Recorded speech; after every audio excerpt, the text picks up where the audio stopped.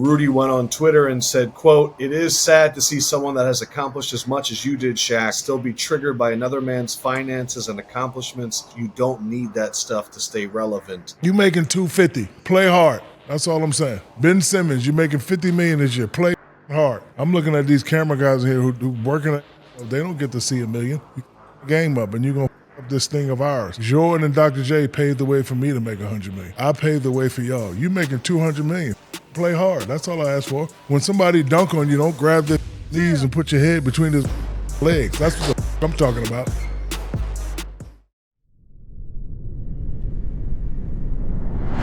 Yeah, I do it big, big, big. I'm coming to win. I do it big, big, big. Say it again. I do it big, big, big. I'm coming to win. I do it big, big, big. Say it again. I do it big.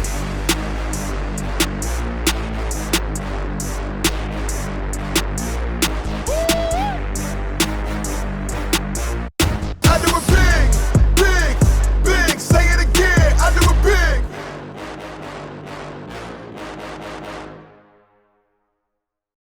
A chill in the air leaves falling to the ground in football every weekend. That's what the fall is all about. You can make each weekend even more exciting by getting into the action with my partners at DraftKings, the #1 place to bet on touchdowns. And right now, all new customers who bet $5 will instantly get $200 in bonus bets. Download the DraftKings Sportsbook app and sign up by using my promo code BIGPOD. The crown is yours. That's $200 in bonus bets instantly.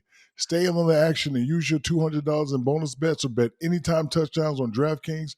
DraftKings is the place to bet touchdowns. If sports betting is not yet available in your state, don't worry. You can still join in all of the fun with DraftKings Daily Fantasy and have the shot to win cash prizes. Download the DraftKings Sportsbook app now.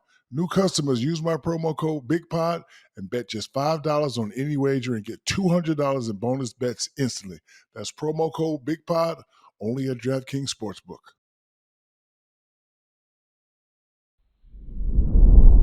What is up? What is good? How you living? How you feeling? How you doing? It is another episode of the Big Podcast with Shaq, where we always do it Big. That's what I'm talking about. The big fella, you've been all over the place since season 1 ended, and I just wanted to catch up your summer. Whether you've been DJing, you're one of the few people in this world that if I asked, what did you do last Wednesday? I don't think you'd have any idea. What have you been doing these last few weeks? I've been DJing.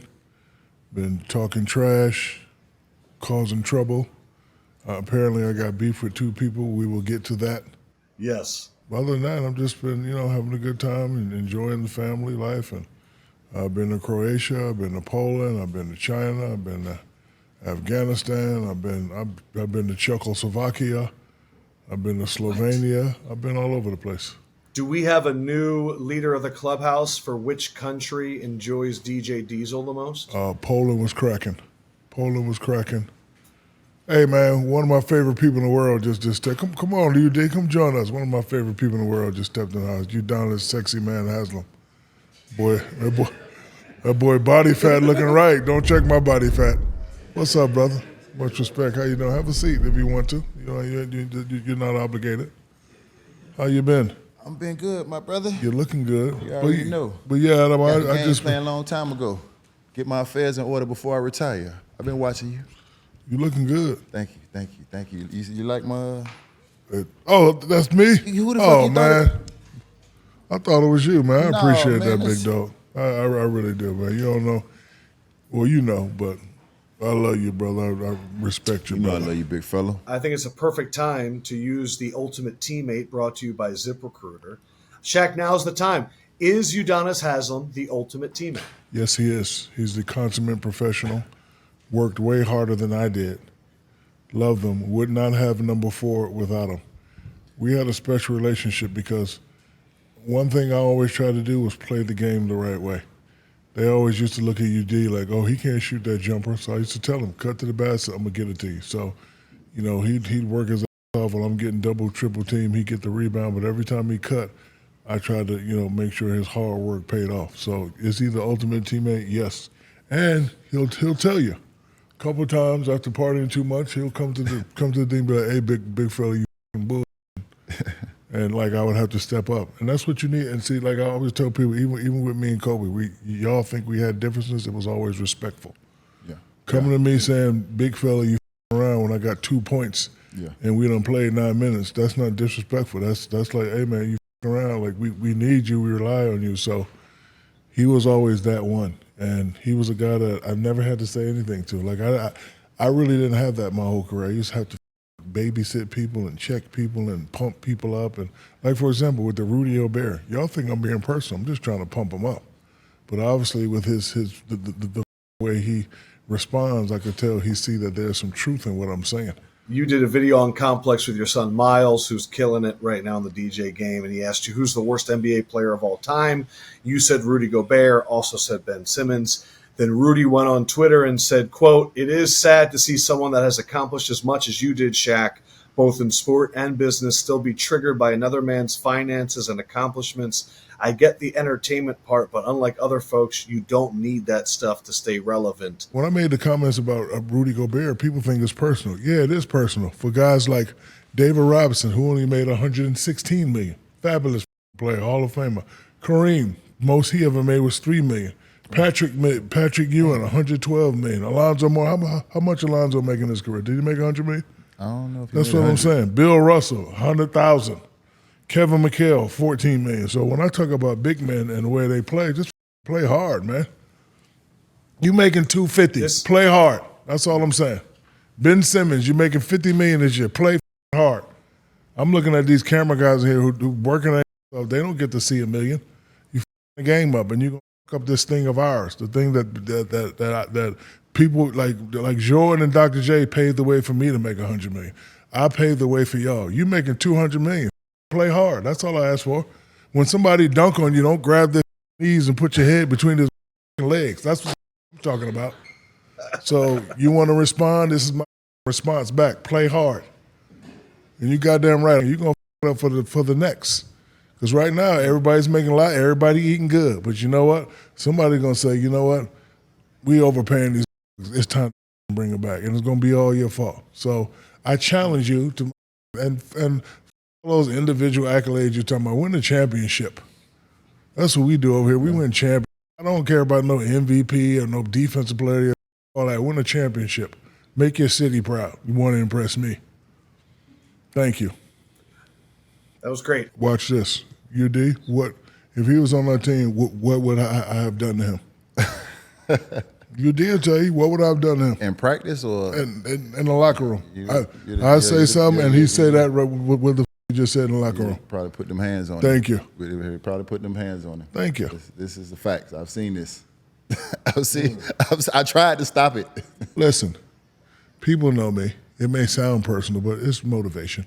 That's all it is. It's just motivation. I mean, what I will say, and having somebody like you, every day in my ear, and having an expectation of me, and letting me know what that expectation is, regardless of what other people might have thought about me when I got into the league. When you have a great player that has the expectation and the belief in you, then that just helps you believe in yourself, and then it helps you have those same expectations of yourself. So, with you doing that for me, that helped me be the teammate that I was, because I knew you had an expectation for me, and I wasn't trying to let you down. That's the last thing I want to do as a teammate. I have my personal goals. I don't want to let Shaq down. Shaq need me. Shaq believes in me. I got to be there for big fella. And then, like some people listen, but if you're in this thing of ours, you're supposed to listen to what I'm really saying.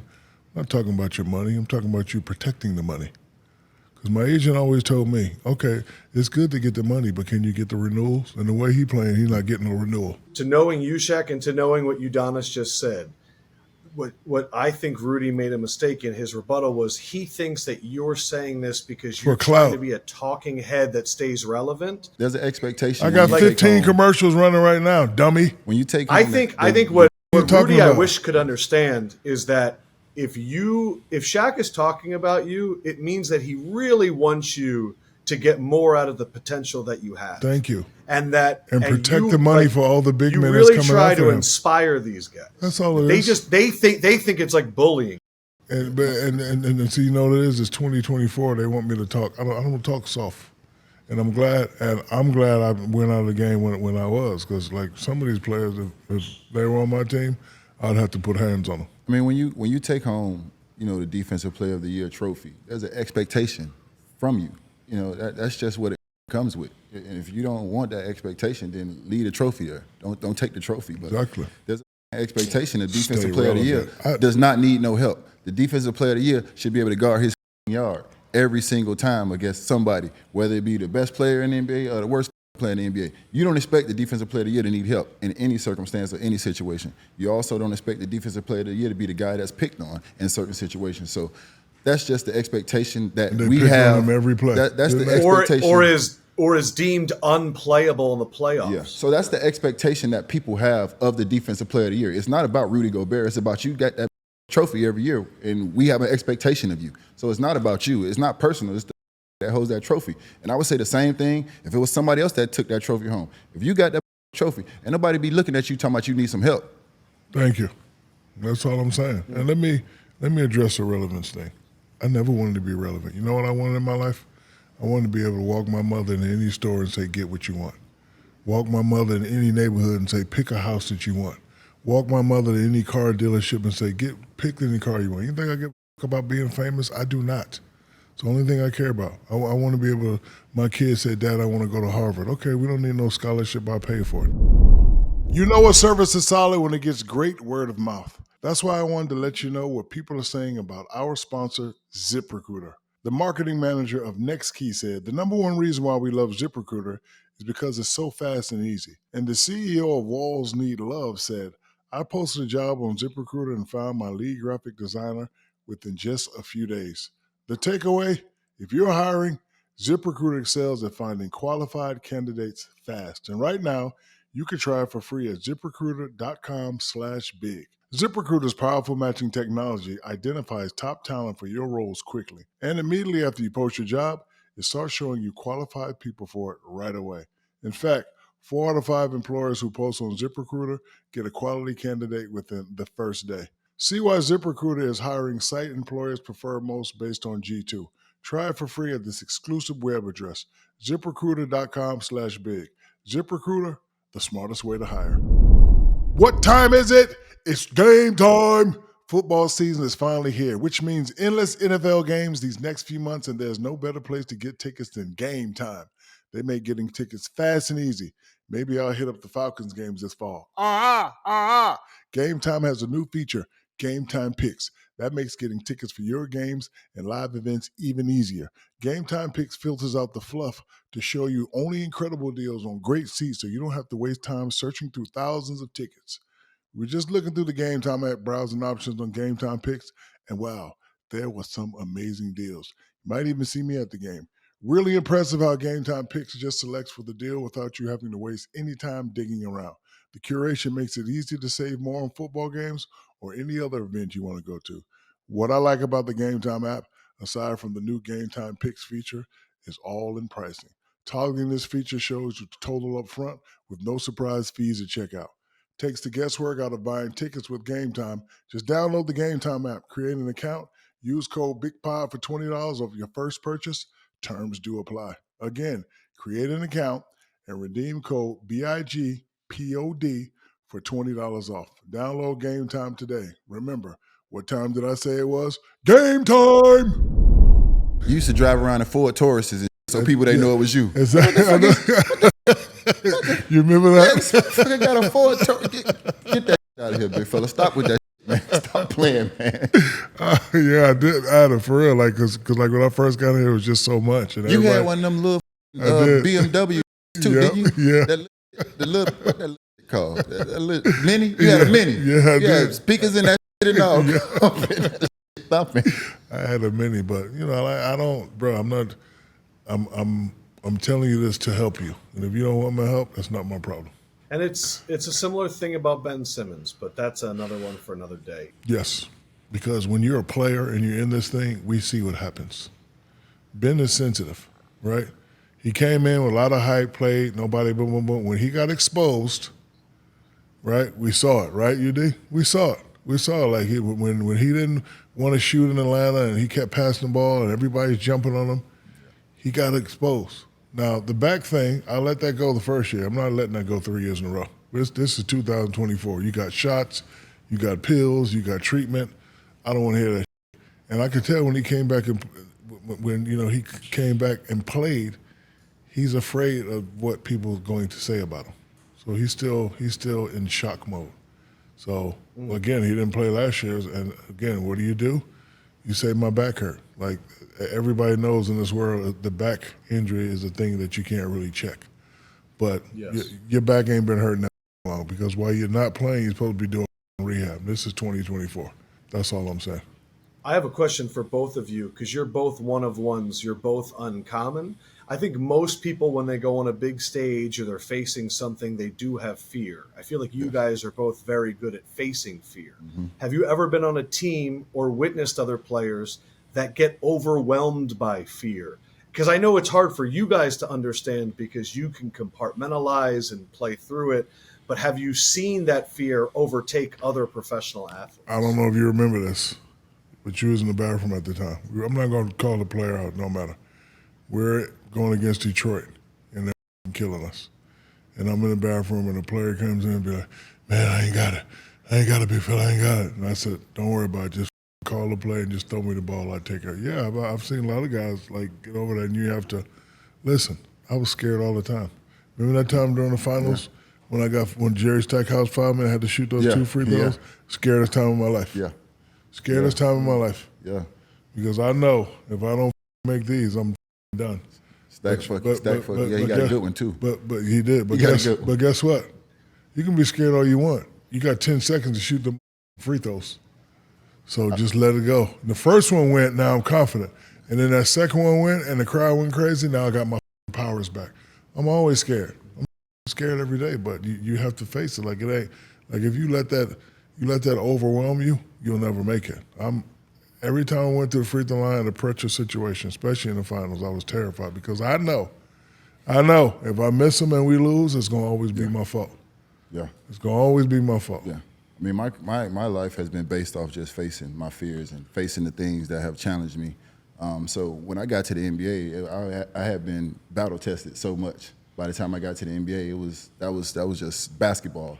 There was real life that I had been dealing with up until that point. So for me, it was never an issue to face my fears or to conquer my fears. But I have seen guys be overwhelmed by the moment. You know, they might not say it, but they have that deer in the headlights look on their face. And you know it when you see it as a player. You know when the guy's not there that night. So every time I came to a new team, I tested. And UD passed the test the first day. So, get the rebound. First day? Yeah, first day. Cause I'm a pseudo psychologist. I got to know who I'm dealing with, right? So UD, get the rebound. Big fella ain't gonna be too many more. Now I know he hard. He with me. I already know he with me. He don't give a about this Shaq. He like, and then he added some to it. Don't forget where you at, big fella. I was like, what the fuck that mean? He's like, I'm from Miami. I was like, okay. I know not to fuck with him. He with me. Let me go to the next player. Because, a lot of guys, you want them to be tough. They ain't tough. You got to get them tough. And you got to keep going until they either become tough or until they fold. UD passed that the first day. Other guys, you just got to just stay on them. But that's true leadership. I think that's true leadership as a leader. Even if a guy is not tough, if you can get a guy to think that he's tough just for those 48 minutes that night, if he can embody the same mentality as a guy like you or a guy like myself, then that's what true leadership is. And as soon as he said that, because, he said that to me, like, usually I get get the rebound. I don't say nothing. But he said that as soon as I say get the rebound, he said, big fella ain't going to beat too many more. I was like, that was don't forget where you at. Yeah. Don't forget where you at, big dog. And I was like, so we kind of playing, but we talking, don't forget where you at, big dog. What the fuck that mean? I know you was at my mansion last night. My people saw you. I was like, oh. I did know everywhere you get. I did know everywhere you used to go. I said, leave this alone. UD, you saying that about leadership made me realize something. When you hear people complain about their bosses, they say that on day one. If you got a bad boss, people are complaining day one. Mm-hmm. You really don't realize good leadership until sometimes years later. Yes. Like when Kobe was running the show in LA, while it was happening, people were like, he's crazy, whatever. Now, 5-10 years later, people sit back and they go, he pushed me to a level that I didn't even know I could get to. Yes. And I hear Steph and what he has to do in Golden State. And we just assume that all professional athletes have the trainer and have like 4 workouts a day. but it's really the special ones that have to push and pull people. But we don't realize it until after it's all over. Well, my take on that is just the definition of a franchise player to me in today's basketball game has changed. To me, guys keep saying we need help.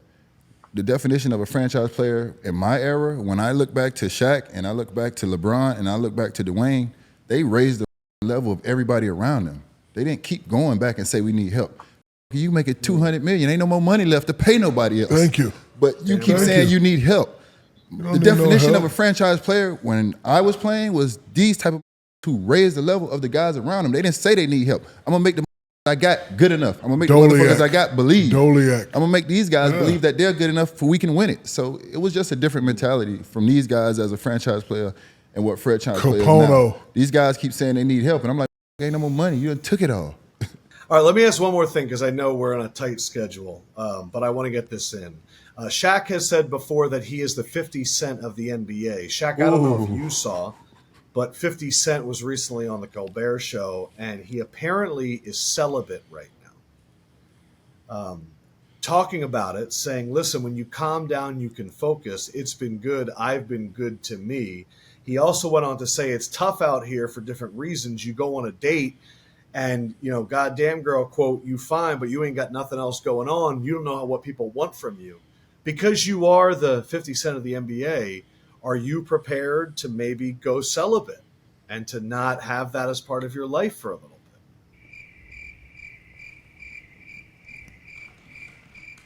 bit? This is some nice candy right here. This is nice Shaq-A-Licious XL gums. Just read this. These are nice gummies. Shaq, how long do you think you could go, Shaq? 2 days? I'm disciplined. I can go as long as I want. Really? Should we do a podcast bet? No, because you're not going to be able to watch me. Just tell you one thing, big fella. You don't use it, you'll lose it. Good point. Oh, very good point. You go too long trying to prove something and then wake up one day and you can't prove nothing to yourself. So what's the kid's Well, what name? do you think about 50 doing this? Listen, to each his own. Yes, to each his own. I'm happy for him. 50 is a really good personal friend of mine, and if he's serious about it, and this is going to help enrich his life and help him, you know, develop to be even a more spectacular I've never person. heard Shaq this quiet in my life. No, listen. I met 50 Cent when we both were trying to build the team to buy BET. Very, very brilliant. I thought I was brilliant. This man, when I walked in the room with all the guys I expected to take over, this man took over the meeting. And ever since then, we've been cool. But again, if this is going to help him get better, because I don't know if I told you this, how old are you? 44. You know what comes next?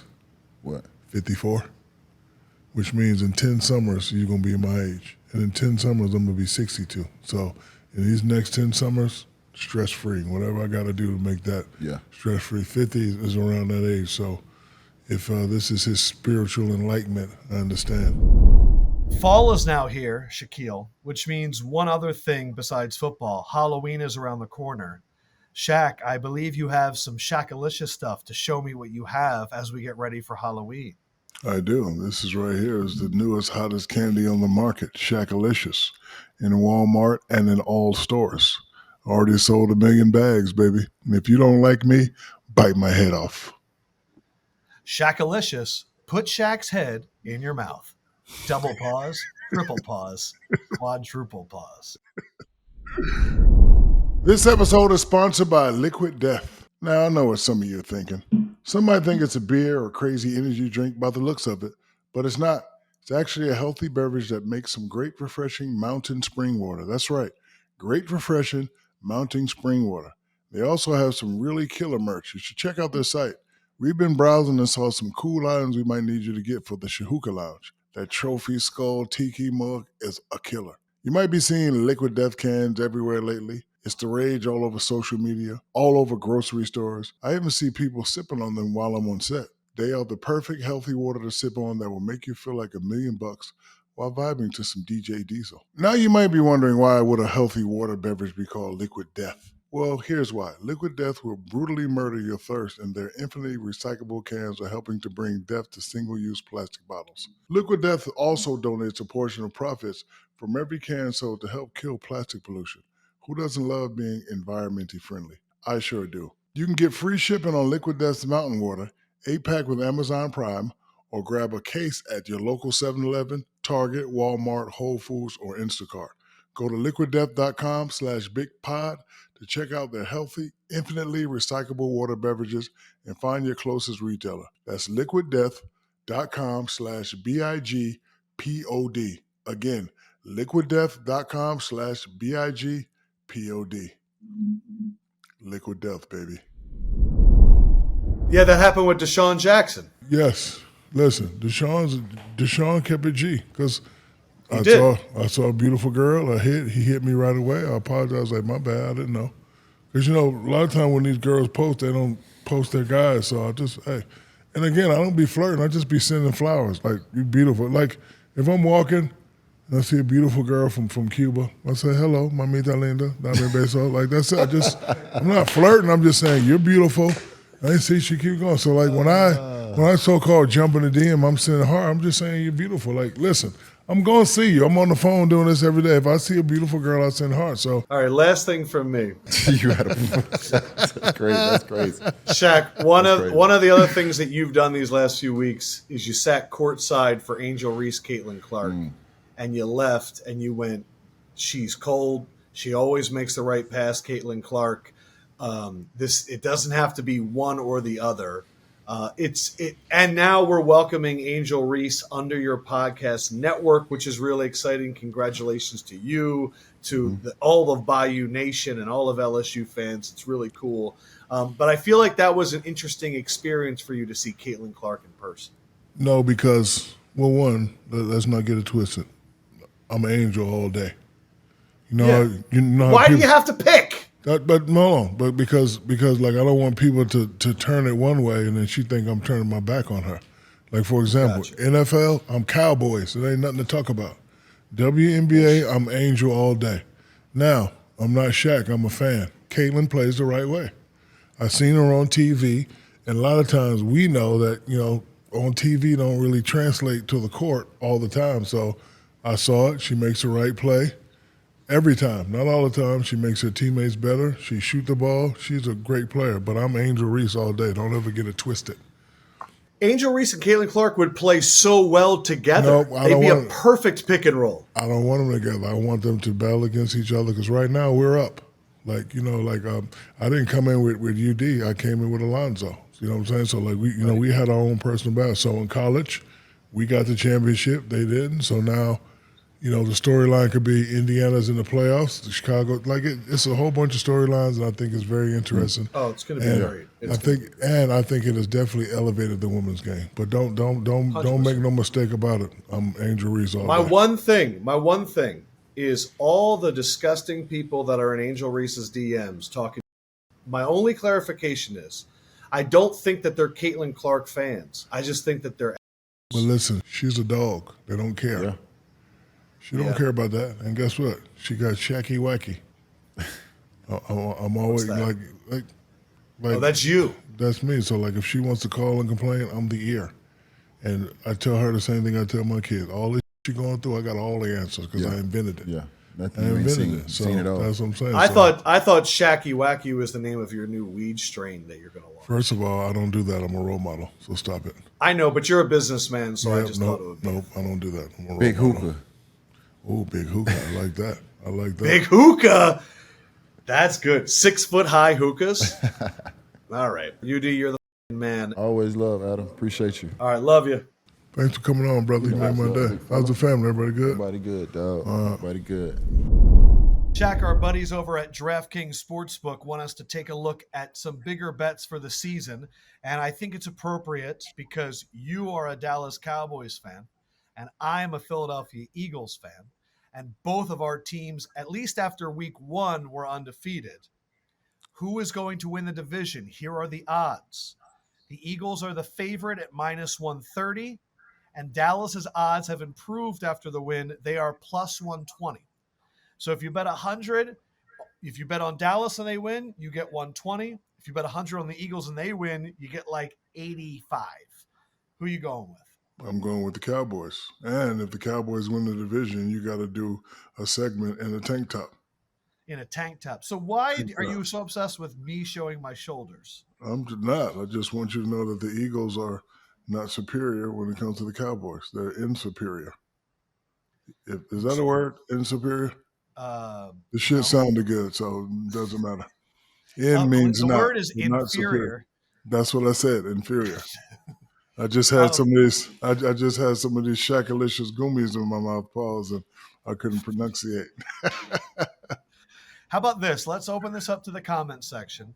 Shaq and I will have an NFC East bet this year. Come up with what the punishment should be, not just because I don't know what, like you wearing a tank top, you wear a tank top all the time. What should the punishment be for the loser of the NFC East? Let us know in the comment section below.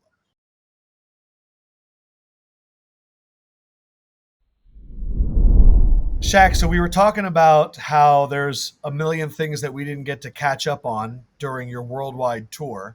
One of them was the Olympics. Your guy Snoop Dogg was out there. He must have been making a lot of money. He was doing his thing. Shout out to my How boy Snoop. we need to get you on the Olympic, like it's in LA in 4 years. We need Shaq to be going around. Not interested. That's Snoop's territory. If Snoop calls me, I'll do it. But I'm not. Hey, that's Snoop's territory. That's Dre's territory. I'll leave it up to them.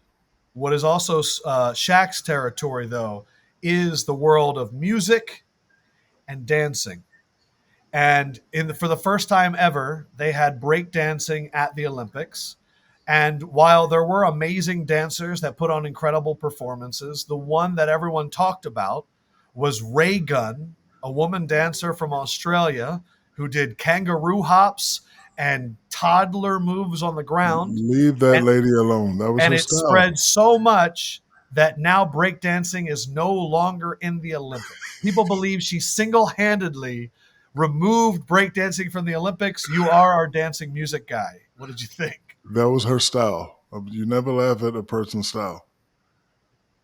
I know this kid. His name is Adam Savani. Check out Adam's style. See, like if you look at Adam, he looks like one of those. His nickname is Moose. If you look at Adam, he looks like hate to use this word, looks like a geeky kid, but he has his own style, right? This woman has her own style. I didn't like the style, but she was on beat. Her knees were straight. She didn't do any back spins or head spins. She was 1985 Ozone Turbo pop locking. I thought it was cool.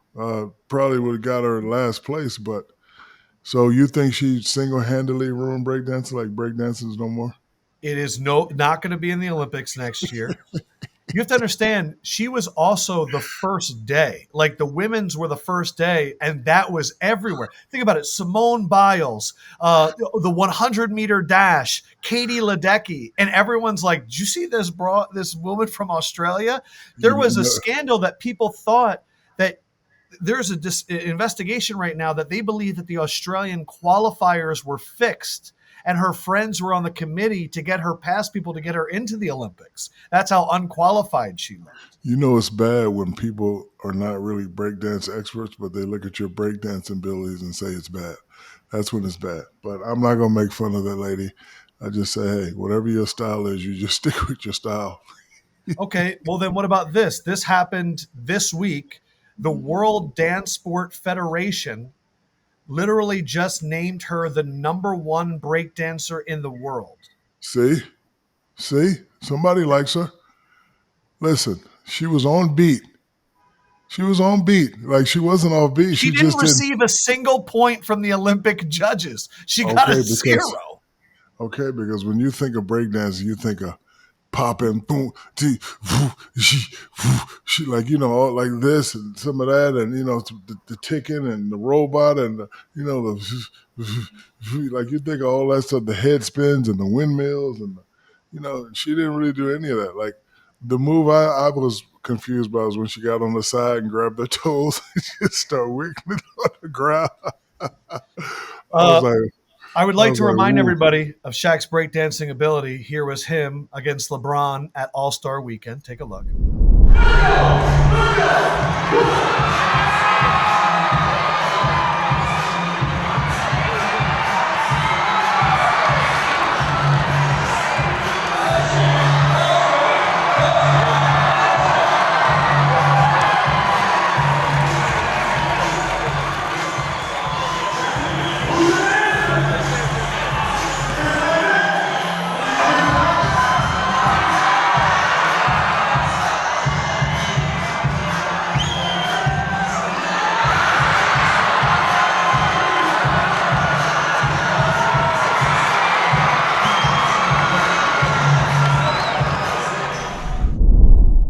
with that in mind, Shaq, I believe there's an opportunity here.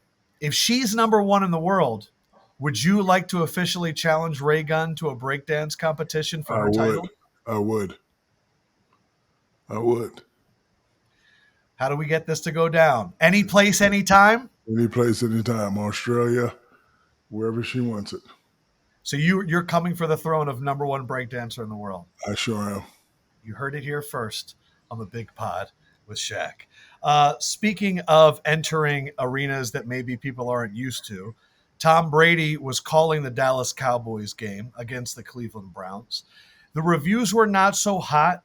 I read a bunch where people say he was kind of quiet for too long. He seemed uncomfortable.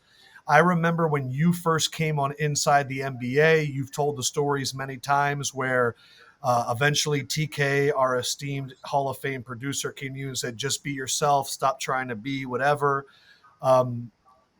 If you heard any of Tom Brady, what did you think? But also, what advice would you give to Tom Brady? Because you're both champions that were excellent on the field and then entered a new space. My advice to Tom Brady is he has G19 classification. G19. Wow, more than G14, G19. Yes, he has G19 classification. Talk about your experience, tell stories, and be yourself. It's not that he was quiet, he was professional. He was like, because when you first come in, you don't know when it's your turn.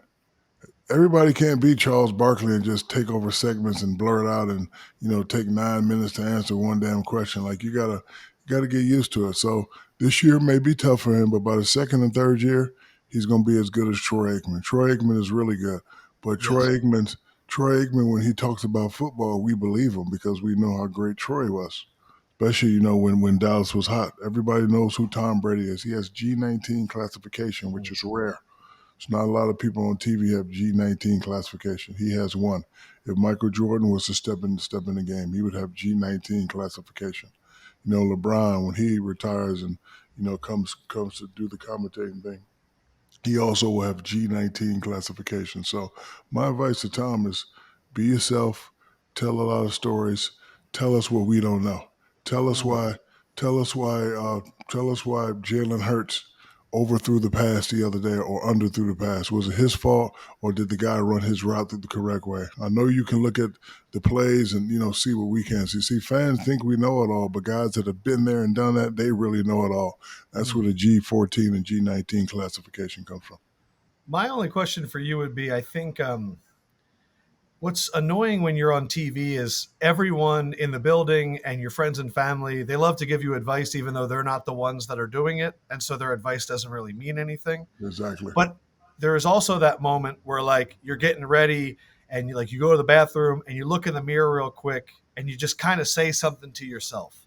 Was there anything that you would say to yourself in the beginning to kind of get your mind right before you went out there? Yeah, because when I came in, I wanted to be as professional as you and Ernie. I was really calling myself Shaq Gumble. But then TK was like, fuck that. We don't need that. Just be yourself. And that's when I really started to blossom. Because, again, listen, I never want to overtalk Ernie. He's the man. So I'm waiting, and then I'm getting ready to answer. And then Fat Boy blurts out a thing, and then Kenny. And then the point I was getting ready to make, he comes back and says my point. So now I got to come up with another point. So, it was very rough the first year and a half. But, once I got it and once we got our rhythm. Like, for example, on our show, we have a rhythm. Yeah. Because, one, I've been working with Ernie, so I can look at you and tell when you're going to be done, when I should answer, when to stop and let Candace talk. Right. Shout out to Jamal. We're going to miss Jamal. Yeah, shout out to Jamal. We're going to miss him. I love you, Jamal. That was our rhythm. See, incredible. Yeah, I knew you were going to stop there. Speaking of also media, and then we're going to get to the big topic, I think, is this. So there's an LSU documentary. Yeah, I produced it. The Money Game. You produced this. Of course. It's my show. Jeez. It is a series examining the NIL era through the lens of several athletes, including Jaden Daniels, star quarterback that now was drafted number 2 by the Washington Commanders, Angel Reese, who just broke a ton of rebounding records in the WNBA and just underwent some wrist surgery. Well wishes to her. Hope she's feeling better. Livy Dunn, the big-time gymnast that is also in a relationship with the star pitcher of the Pittsburgh Pirates. And is it Floje Johnson? Flage. Flage, who is half basketball player, half like big MC. time selling MC, who's phenomenal. So of course you produced this. I was going to say, when did LSU become NIL Mecca? But of course you probably played a part in that too. Yes, well, it's in NIL Mecca because we have the best athletes in every sport: track, baseball, football, basketball. I was definitely curious on how this NIL thing works, the ins and the outs, the ups and downs. And I went to LSU, and of course, have a lot of friends, and the faculty, the dean, the athletic director. They were all inclined to help me out with this thing, and we follow rules. We didn't break any rules. We didn't ruffle any feathers. And I think it's going to be a great documentary. And we're already in discussions with other schools. In the perfect world, I would like to do a UCLA or a USC next because they have phenomenal athletes. So, What but is yes, it that's what about LSU, where it is located, that it just seems like a lot of the athletes have a lot of personality? because it's a sports town, and the town loves you, good or bad. One, they know who you are from 1 to 60 when it comes to football. They know who you are from 1 to 12 when it comes to basketball. They know all the baseball players, and they show you love and respect. Reason why I'm a good professional athlete is because I was a pro mentally at LSU. I'd walk in and people would approach me like I was Michael Jordan. So now, once I became the status of Michael Jordan, I know how to handle people. I know how to interact with people. It's a town. When you play hard, they love you and respect you, win or lose. And, during football season, the whole town is there. During basketball season, most of the town is there. During baseball season, the whole town is there. During gymnastics, the whole town is there. It's very community oriented. When I first got there, I was nervous, but I went to a football game. I was like, oh my God, I think I'm going to enjoy this. And then I wasn't even a star yet, but I just walk on campus. Yo, that's the new friend. Hey man, what's up? Good luck this year. And then once I became Shaq and formed my little Shaq pack. I'd seen I have I had my own student section called the Shaq Pack. We hand out free T-shirts.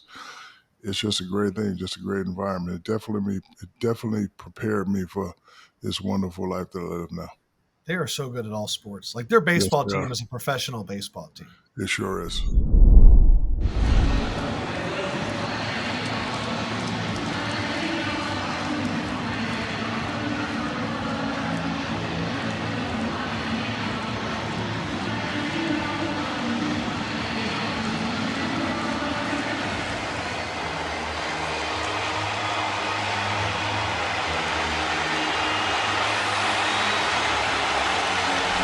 All right, big fella. It was tough to focus on the game, though, for opening weekend because one of the biggest touchdown celebrations was in reference to what happened earlier in the day. Tyreek Hill scores a touchdown, goes for 130, and he puts his hands behind his back because dude got detained before the game on his way to the stadium.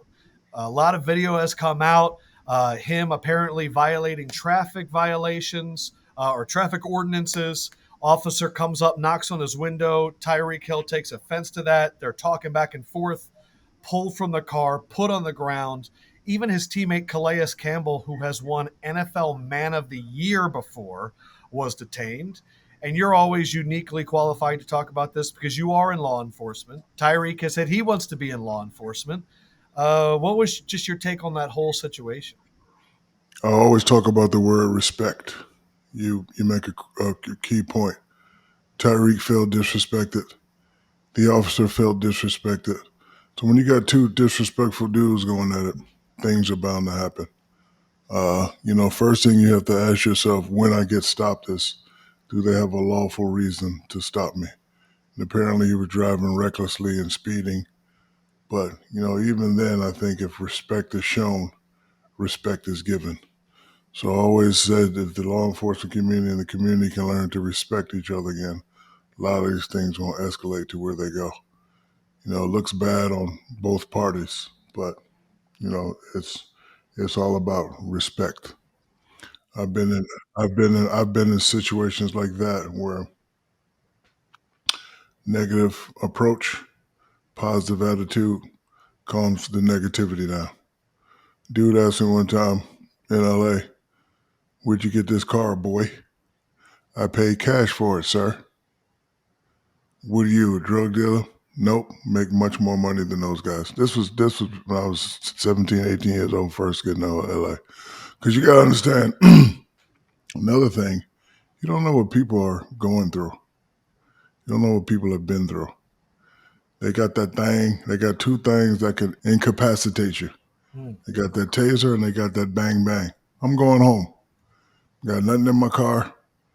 Forget what you're going through. Forget what you're saying. I know what I got to do to get out the situation. If I was speeding or whatever, you give me a ticket, we go about our day.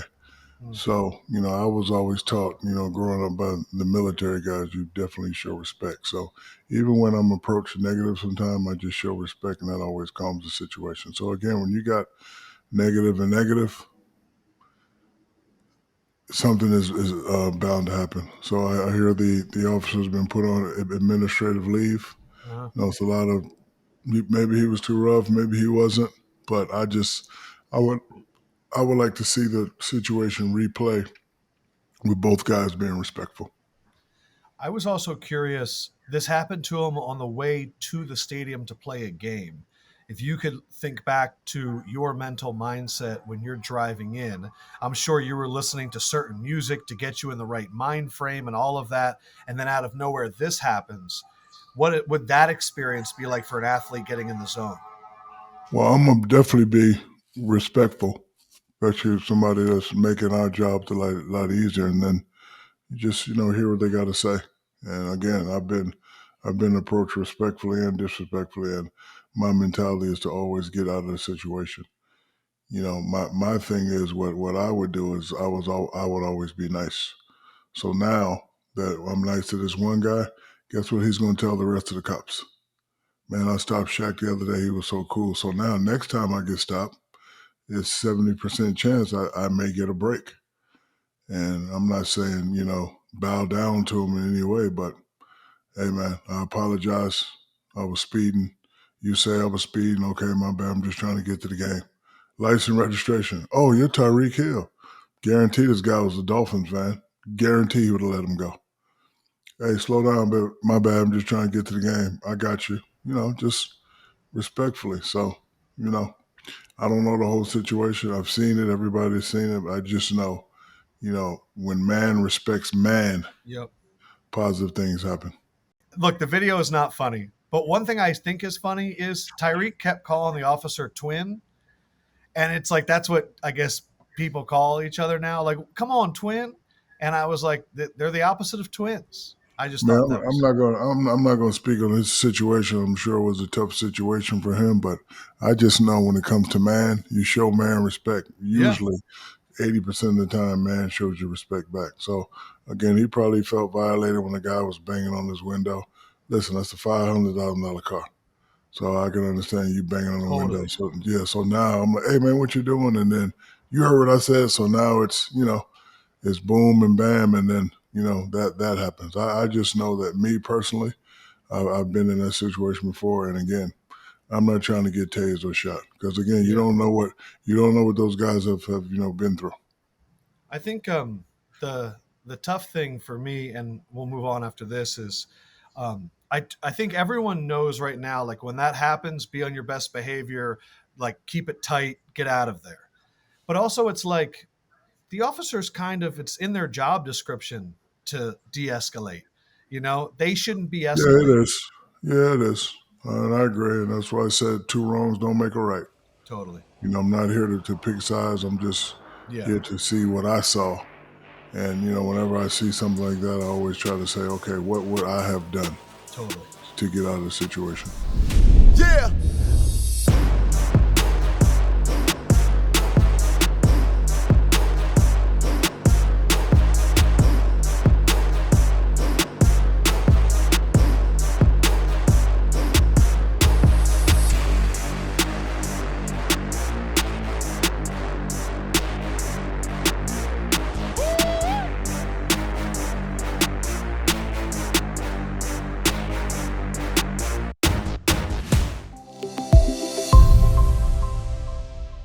are you prepared to maybe go celibate